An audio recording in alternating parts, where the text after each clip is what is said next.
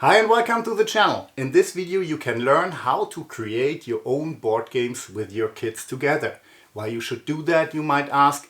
Three main aspects. First, you can build something together. You can teach them crafting skills and you create something that you use afterwards. Second, you can evolve and develop rules, so that gives a deeper understanding of game mechanics. Third, and for me the most important point here, is that you can trigger certain skills of your kids. For example, if you want to improve your math or the kids' math skill, you can include that into the game.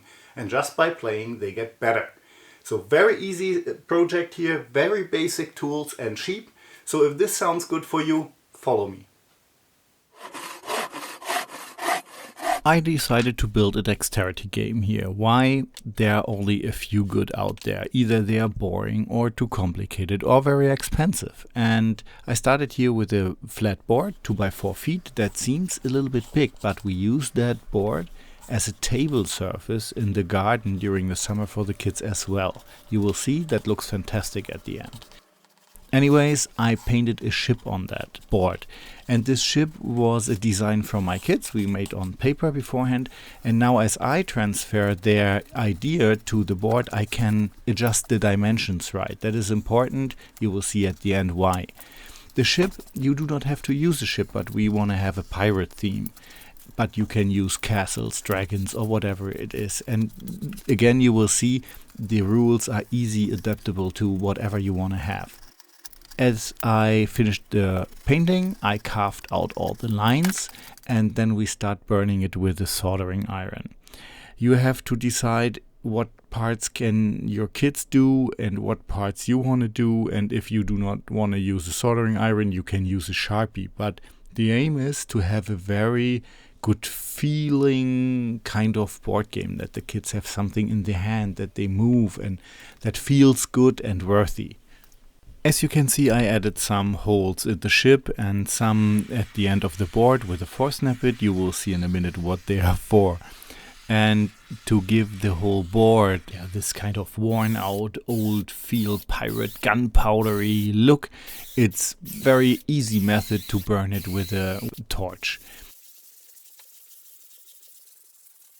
To finish the game board, we added some colors, and that is a fun part for the kids here. They love to paint, and you can use just simple paints from the craft store or from the dollar store even, if you like. And as we finished that, I let it dry, and then I took a blade, you can use sandpaper as well, doesn't matter, and scratched down a piece of that color again to give it a more worn out look. After that, the full surface I finished with a colored beeswax. It doesn't matter how you colorize your board, but it should look warm brown to give it a rusty old look, but take something that is food safe. Remember, it's a game for the kids.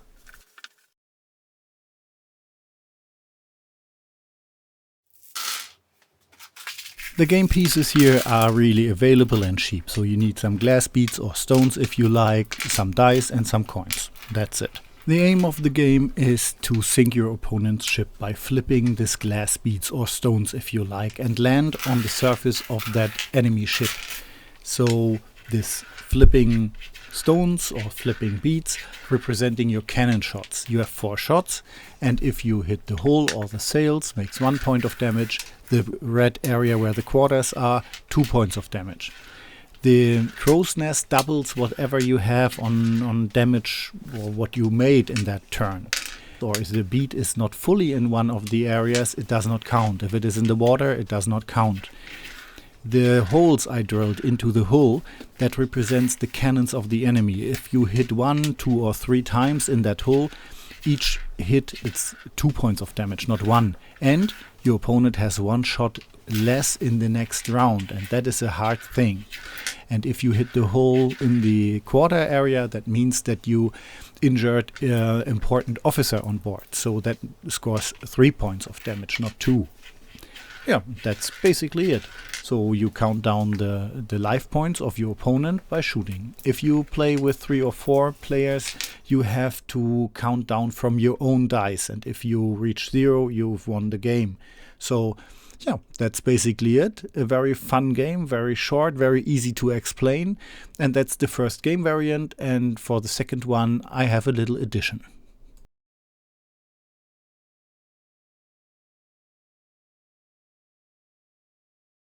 In the second game variant, we make it a little bit harder to hit. So we flipping coins. One player after another places 1 to 2 coins by just flipping, and it has to stay in that water area. So before the ship, not on the ship, not too close to the starting position from where you're shooting, but it has to be in that area. And it is ideal if the coins are heavier than the cannon shots you fire, so that they are harder to move.